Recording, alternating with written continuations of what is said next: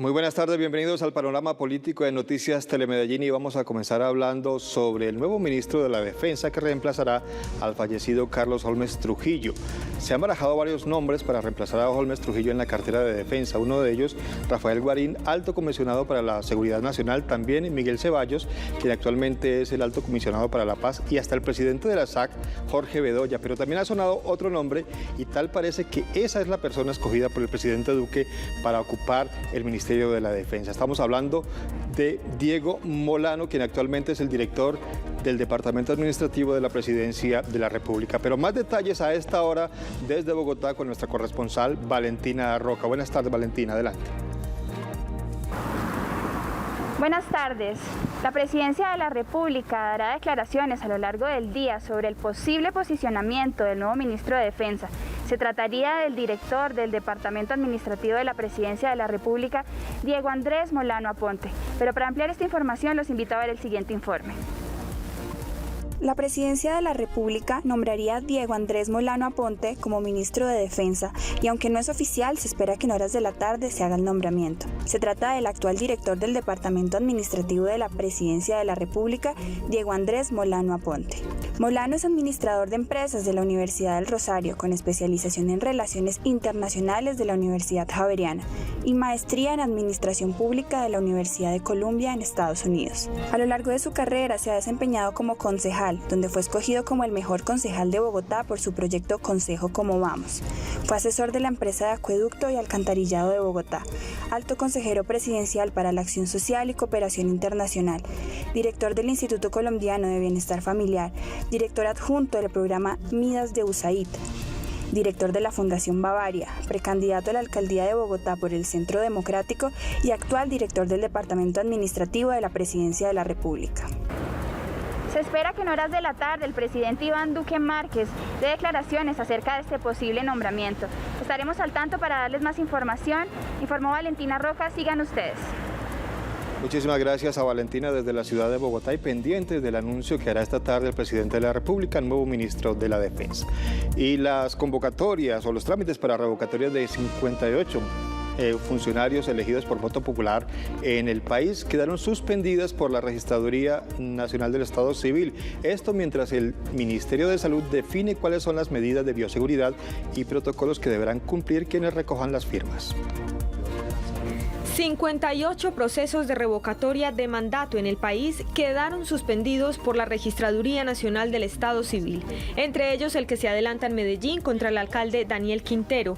Esto hasta que el Ministerio de Salud determine los protocolos que deberán seguir los promotores de las revocatorias para la recolección de firmas, último trámite del proceso. La decisión como medida preventiva en medio de la pandemia. Si el Ministerio de Salud y Protección Social aprueba la entrega de los formularios, se solicita a esa cartera la generación de los lineamientos y protocolos de bioseguridad que deben tener en cuenta los promotores de la iniciativa al momento de recolectar las firmas. Y es que las revocatorias le cuestan a los colombianos casi 200.000 millones de pesos, los cuales deberán ser solicitados al Ministerio de Hacienda y Crédito Público. Este presupuesto incluye la revisión de apoyos que respaldan las iniciativas, los censos, la selección de los jurados de votación, la logística de los puestos de votación, kits electorales, preconteo, escrutinios, consolidación y entrega de resultados. En los últimos días, en medio de los procesos de revocatoria, el presidente Iván Duque afirmó en medios masivos de comunicación que no es momento de polarización. Colombia está en medio, el mundo está en medio de una pandemia. Atender esta emergencia requiere la coordinación del gobierno nacional, gobernadores y alcaldes y por supuesto de toda la sociedad. Este no es momento de revocatorias, este no es momento de polarización, este no es un momento de pugnas políticas. Nosotros tenemos que enfrentar esto todos unidos y que entendamos que la pandemia no se ha ido y que seguirá en el año 2021. La Registraduría Nacional también recibió la inscripción de 2 iniciativas ciudadanas de referendo constitucional aprobatorio de orden nacional. Y hablamos ahora del acoso callejero, esos piropos subidos de tono, también tocamientos y hasta agresiones que lamentablemente deben soportar las mujeres a diario en las calles de nuestro país y en el sistema de transporte público. Pues parece que a estos acosadores los pondrán en cintura. Todo depende si se aprueba un proyecto de ley que busca cárcel para las personas que incurran en estos comportamientos. En Bucaramanga, Diana Carreño terminó con un botellazo en la cara por exigirle a un hombre que no le dijera piropos vulgares. A diario en Colombia, las mujeres son objeto de asedio constante en las calles, en los establecimientos y en el transporte público. Por eso la representante de la Cámara, Catherine Miranda, radicó un proyecto de ley que busca que el acoso callejero sea tipificado como delito. Lastimosamente, millones de mujeres nos hemos visto vulneradas en el espacio público, en el Transmilenio, en los buses, con tocamientos indebidos, con hostigamientos físicos y verbales, con exhibicionismo en calle. Y lastimosamente, esto no es un delito en Colombia. De acuerdo con el proyecto, una persona podría ir a la cárcel por realizar tocamientos indebidos, exhibicionismo de contenido sexual explícito o asedio verbal o físico con intenciones sexuales en espacios públicos o semipúblicos. El proyecto de ley busca penas hasta de 2 a 4 años para este tipo de actuaciones. Tenemos que buscar espacios públicos que le permitan garantías a las mujeres, libre desarrollo de su personalidad y donde se sientan seguras. La representante Miranda hizo énfasis en que el proyecto no pretende penalizar el llamado piropo decente. Es de aclarar que en este proyecto de ley en ningún momento tipifica como delito los piropos en vía pública. Allí tenemos que hacer un trabajo enorme de educación, de transformación cultural. En Medellín se están desarrollando campañas para inculcarles a los hombres el respeto por las mujeres, porque el fenómeno no es ajeno a la ciudad.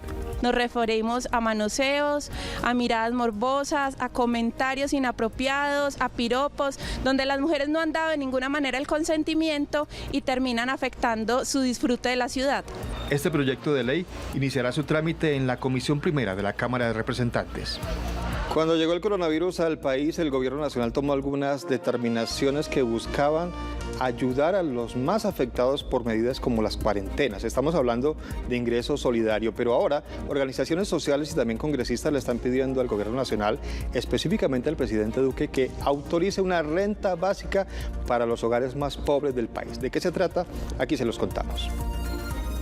Representantes de la sociedad civil y más de 40 congresistas se unieron para pedirle al presidente Iván Duque que mediante un decreto establezca el programa de renta básica permanente, que consiste en una transferencia monetaria mensual para cada hogar en situación de pobreza, que en Colombia, según los gestores de la idea, representa el 60% de la población. Que en el comunicado que se emite en el día de hoy a la opinión pública, cubriría al orden de 7.4 millones de hogares, aproximadamente 30 millones de personas del país, es decir, el 60% de la población colombiana. En épocas de pandemia, esta renta básica evitaría que la gente se exponga al contagio del coronavirus ante la necesidad de buscar algún tipo de sustento. Los recursos para financiar el programa están garantizados, asegura el senador Iván Marulanda. De los recursos del Fondo de Mitigación de Emergencias, hay todavía en liquidez 20 billones de pesos en bancos que pueden utilizarse en este programa y de esa manera se resolvería la necesidad de liquidez de este programa por este año. La renta básica, que beneficiaría a 7,4 millones de hogares colombianos, serviría además para reactivar la economía, severamente golpeada por la pandemia. Es un hecho político.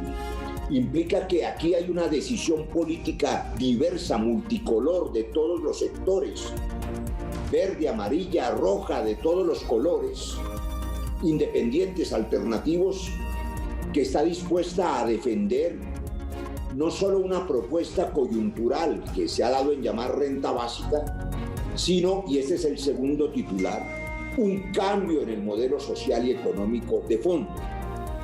El monto mínimo de la renta básica empieza en 320.000 pesos y se incrementaría de acuerdo con el número de personas que conformen cada hogar.